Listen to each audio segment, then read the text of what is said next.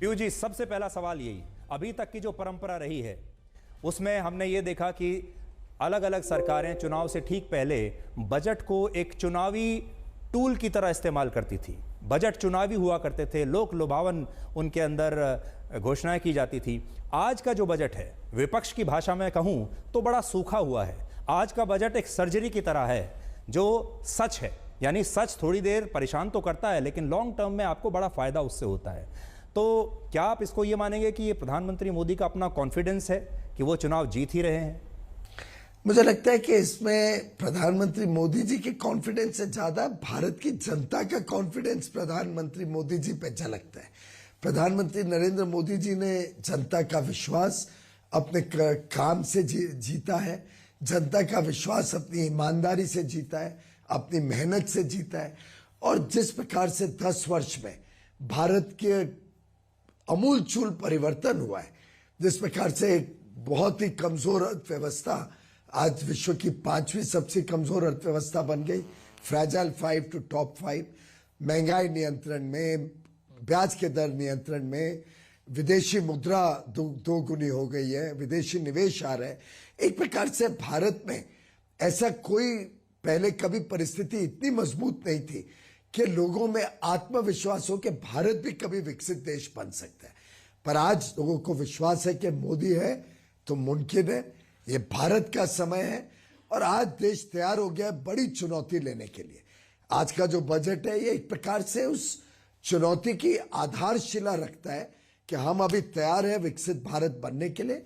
हमारी आधार रहेगी समाज के हर वर्ग का उत्थान, हमारा आधार रहेगा कि गरीबों का कल्याण हो, उनका अच्छा भविष्य मिले, मध्यम वर्ग और आगे जाए, किसानों की आमदनी भी बढ़े, उनको नई टेक्नोलॉजी, नए मौके मिले। किस प्रकार से महिला की नारी शक्ति को हम वंदन करते हैं, अभी 1/3 रिजर्वेशन भी की है, लेकिन साथ ही साथ नारी शक्ति की जो संभावनाएं हैं देश की विकास यात्रा को गति देने के लिए उसका सम्मान किया गया है। और होलिस्टिकली देखें तो बड़ा प्रैग्मेटिक बजट है, बड़ा प्रोग्रेसिव बजट है, बड़ा फॉरवर्ड लुकिंग है।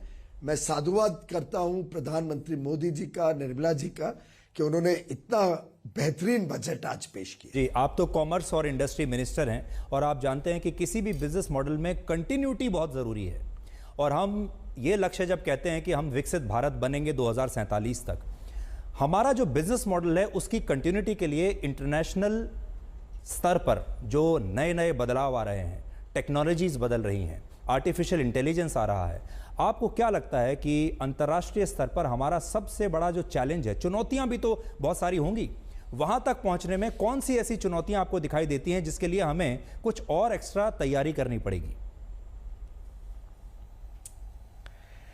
देखिए, आपने देखा होगा मोदी जी अपने आप को नई टेक्नोलॉजी से जो विश्व के परिवर्तन हो रहे हैं उसके साथ हर समय 2 कदम आगे रहते हैं। जब आर्टिफिशियल इंटेलिजेंस का प्रभाव बढ़ रहा था तो मोदी जी ने उसके ऊपर पूरा अपनी जानकारियां ली, समझा, विश्व के बड़े प्रमुख लोगों से चर्चा विमर्श करके एक भारत को भी उस दिशा में लेके जाने का काम किया। कोविड आया, इतनी बड़ी महामारी, इतना बड़ा चैलेंज, क्राइसिस, हमने उसको भी एक मौके में परिवर्तित कर दिया। उसका भी लाभ कैसे देश को लंबे अरसे तक रहे, उसमें हमने नई शोध भी करी, अपना वैक्सीन भी बनाए, अपनी पूरी फार्मा इंडस्ट्री और बड़ी खड़ी हुई। अब चुनौतियां तो आगे भी आएंगी, पहले भी थी। चुनौती का सामना आप समझदारी से करो और जैसे आपने करेक्टली कहा, दुनिया चाहती है स्टेबिलिटी, प्रेडिक्टेबिलिटी, ट्रांसपेरेंसी। दुनिया चाहती है कि देश निजर काम ना करे, कंसिस्टेंसी रहे देश की अर्थव्यवस्था में, देश की पॉलिटिकल लीडरशिप में, देश की नीतियों में।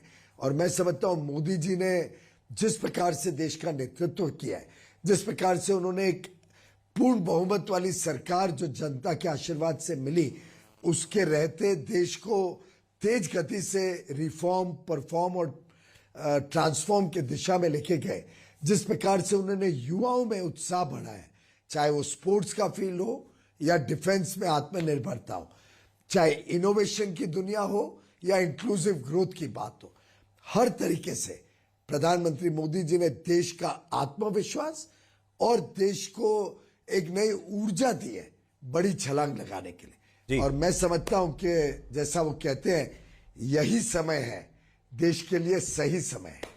जी पीयूष जी, आज जब निर्मला जी अपना भाषण दे रही थी बजट का और सारा ये अनाउंसमेंट हो रहा था, तो हम सब विश्लेषण कर रहे थे कि इस बजट में क्या अच्छा है क्या ख़राब है।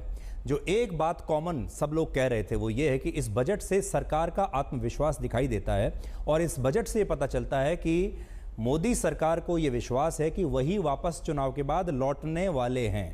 तो इस पर आज मैं आपसे ये सवाल पूछना चाहता हूँ कि अगर आप लौटेंगे पहले से मजबूत होकर, पहले के बराबर सीटें लेकर, पहले से कम सीटें लेकर, क्योंकि 272 से कुछ भी ऊपर मिल जाए तो वापसी तो हो ही जाएगी, क्या लगता है आपको? दो चीजें, पहले तो हमारा आत्मविश्वास तो है ही, लेकिन उस आत्मविश्वास की आधारशिला भारत की जनता है। जनता ने जो प्यार, जनता ने जो विश्वास मोदी जी को दिया है, जिस प्रकार की आज उनकी पॉपुलैरिटी है, जिस प्रकार का लोगों में एक धारणा बन गई है कि मोदी है तो मुमकिन है, मैं समझता हूं उसके आधार पे हमारा आत्मविश्वास है कि हम जीत के आएंगे। और मेरा पक्का आपके चैनल पे ये भविष्यवाणी लेनी है तो भविष्यवाणी ले लो, आकलन लेना है तो आकलन समझ लो, लेकिन पूरी चारों दिशाओं में देखकर हर राज्य का परिस्थितियों को जांच के समझकर मैं विश्वास के साथ कह सकता हूं पिछली बार से अधिक सीटें लेके भारतीय जनता पार्टी और एनडीए की सरकार आने जा रही है। दोनों बीजेपी और एनडीए की पिछली बार से अधिक सीटें आएंगी, ये मेरा पक्का विश्वास है। इसमें भगवान श्री राम की कितना योगदान होगा? देखिए, हम तो बहुत आस्था रखते हैं, हमारे लिए तो भगवान प्रभु श्री राम का आशीर्वाद बहुत जरूरी होता है हमारे सभी काम में। यह आज की बात नहीं है, मैं समझता हूं जिस दिन से पैदा हुआ हूं तब से लेके आज तक हमारी आस्था प्रभु श्री राम पे रही है। हमारा विश्वास है कि प्रभु श्री राम का आशीर्वाद भारत पे है, हर भारतवासी पे है, और हर भारतवासी के दिल में राम बसे हुए। तो प्रभु श्री राम का आशीर्वाद विकसित भारत के लिए सदैव बना रहेगा, ऐसी मैं उनसे प्रार्थना भी करता हूं। और मुझे पूरा विश्वास है कि भगवान देशवासियों के साथ है। पीयूष जी, मेरा सेकंड लास्ट सवाल आपसे ये है कि मोदी जी जब से आए और आपकी सरकार जो है वो रेवड़ी कल्चर के खिलाफ अपने आप को बताती है और आपने रेवड़ी कल्चर को समाप्त करने की कोशिश की है, लेकिन अभी भी समाज का एक बहुत बड़ा तबका है जिसे हमें अभी एक्स्ट्रा एक बूस्ट देने की हमें आवश्यकता पड़ती है। जैसे $400 बिलियन डायरेक्ट बैंक ट्रांसफ़र में आपने दिए, $260 बिलियन का लोन मुद्रा स्कीम में आपने दिया, इसी तरीके से फार्मर्स को भी आप लगातार, किसानों को भी पैसा उनके खाते में भेज रहे हैं। अब विपक्ष के बहुत सारे नेता इसे भी रेवड़ी ही मानते हैं, लेकिन मैं आपसे ये जानना चाहता हूं कि विकसित भारत का सपना जब पूरा हो जाएगा, वो कौन सा थ्रेशहोल्ड आप समझते हैं होगा जब आपको इन योजनाओं की ज़रूरत नहीं पड़ेगी और आप सबको इतना सक्षम कर देंगे कि किसी को सब लोग अपना लोन चुका सकते हैं, सब लोग अपना मकान बना सकते हैं और सब लोग अपना बैंक अकाउंट भी ठीक से ऑपरेट कर सकते हैं? मैं समझता हूं आपने स्वयं ही इस बात का पुष्टिकरण करी कि एक प्रकार से प्रधानमंत्री मोदी जी की कोई योजना देख लो, वो सशक्तिकरण करती है, सशक्त बनाती है हर व्यक्ति को, उसको अपने पैर पे खड़े होने के लिए तैयार करती है। और हमने तो कई सारी ऐसी चीजें, सब्सिडीज वगैरह बंद करी हैं जो हमें लगता था कि ठीक से टारगेटेड नहीं थी या उसका लाभ सही जगह पे नहीं पहुंचा। लेकिन ये भी बात सच है कि हम अब ग्रोथ फेज में हैं। ग्रोथ फेज में हमें सहायता भी देनी पड़ेगी अलग अलग वर्गों को, जिन लोगों को वर्षों तक या दशकों और सदियों तक, पीढ़ियों तक शोषित रखा गया, वंचित रखा गया, उनकी सहायता करना, उनके लिए एफर्मेटिव एक्शन, ये हमारे सबकी सामूहिक जिम्मेदारी भी है। पर मेरा विश्वास है कि जैसे जैसे आर्थिक प्रगति होती है, जैसे जैसे देश में रोजमर्रा की जरूरतें, रोटी, कपड़ा, मकान, स्वास्थ्य सेवा, शिक्षा, बिजली, सड़क, पानी, अच्छी कनेक्टिविटी, रोजगार के अवसर, नए काम के अवसर, हमारे युवा युवतियों को अपना काम करने के लिए सहूलतें, ये सब चीजें जैसे जैसे और प्रचलित होंगी और देश आगे बढ़ेगा, विकास आगे होगा, तो स्वाभाविक रूप से सब लोगों तक ये सहूलियतें पहुंचेंगी, तो देश भी विकसित होगा और एफर्मेटिव एक्शन आस्ते आस्ते जरूरत नहीं पड़ेगी।